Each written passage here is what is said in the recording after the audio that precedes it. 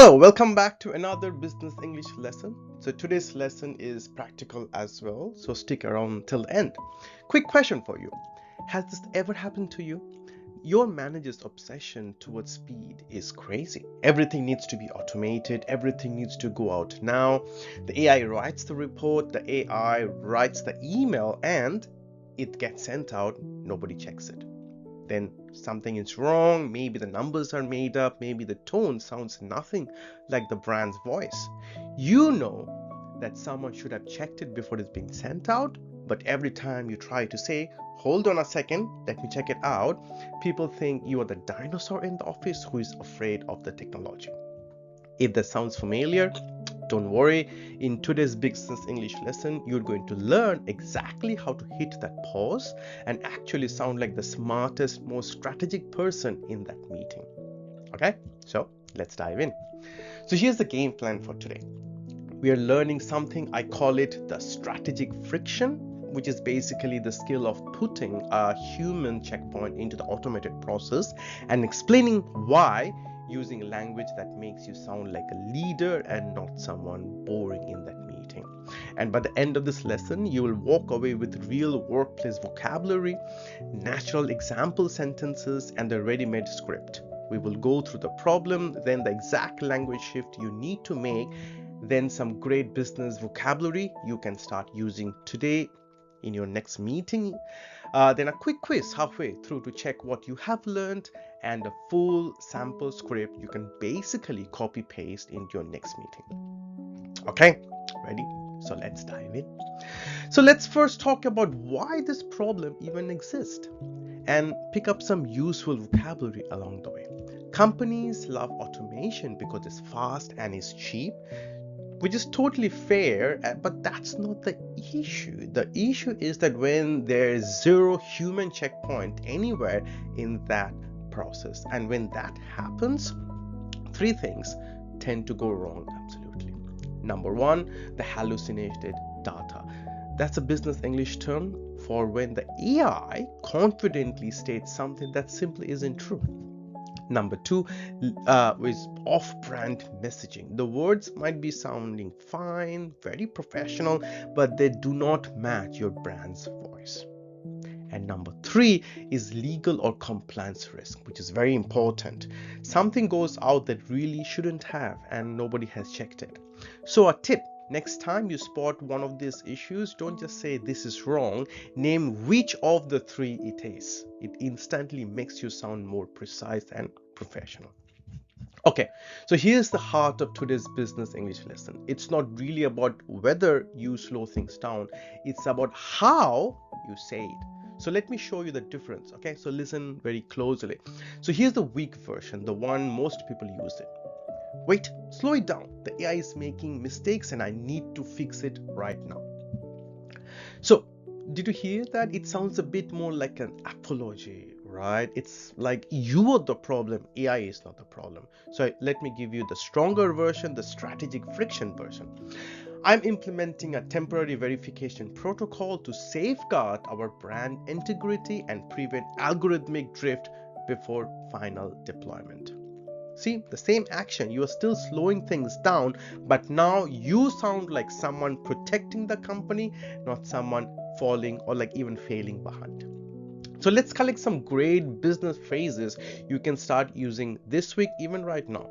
4 of them. This is really the vocabulary of core of today's lesson. Okay, so first one, guardrails and circuit breakers. So these are the boundaries that stop an automated process from going too far without a check.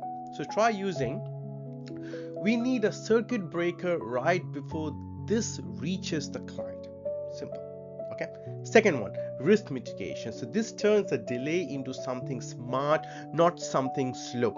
So try saying, this review step is risk mitigation. It's cheaper than fixing a public mistake. Very smart.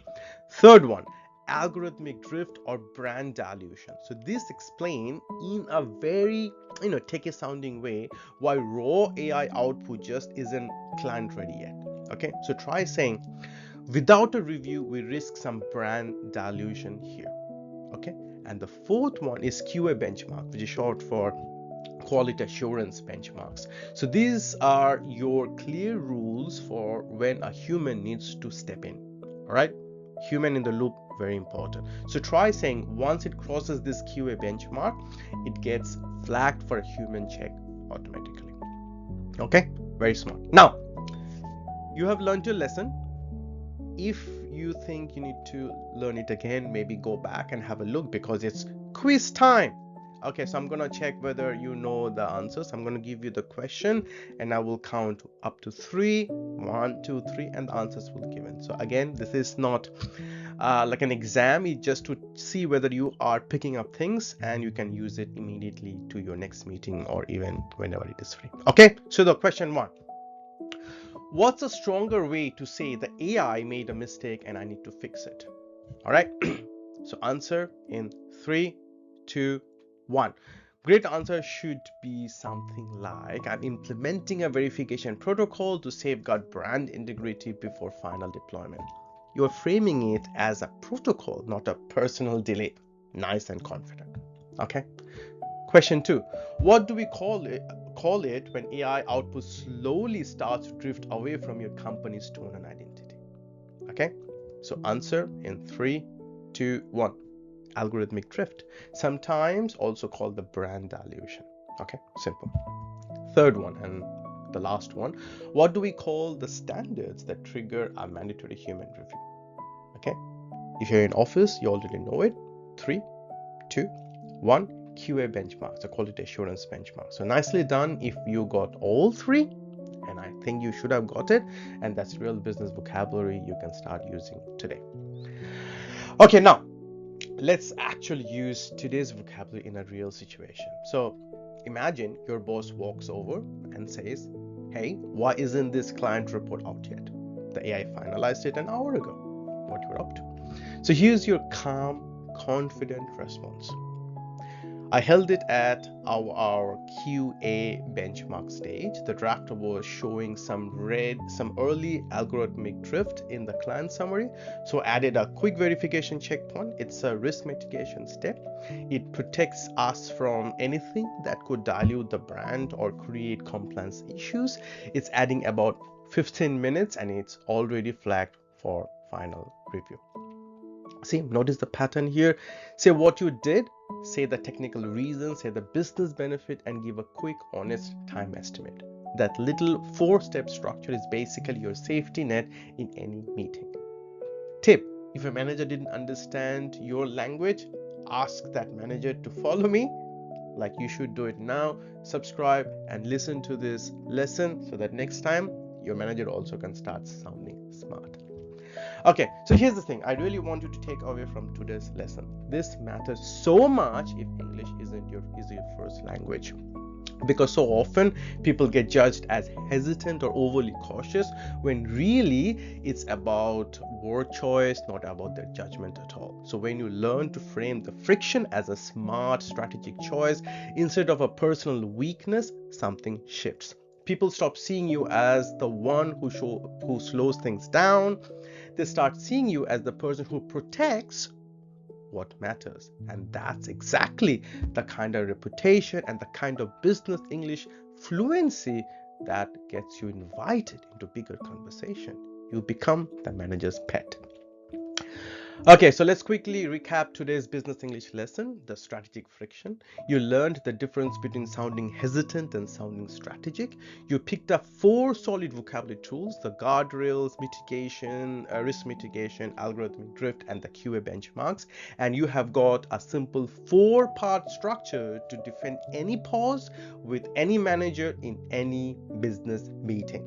So, very important, if this business English lesson for today was useful to you, kindly do me a favor, hit that like button and subscribe if you haven't, and send it to a friend or even your manager who needs to learn this practical business English. And drop a comment. Tell me what your industry you work in and if this has helped you, and if anything else you want to learn in a very quick 10-minute session, let me know. I would love to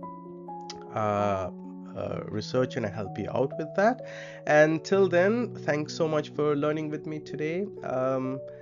Keep on learning, and I will see you in the next lesson. Okay, cheers.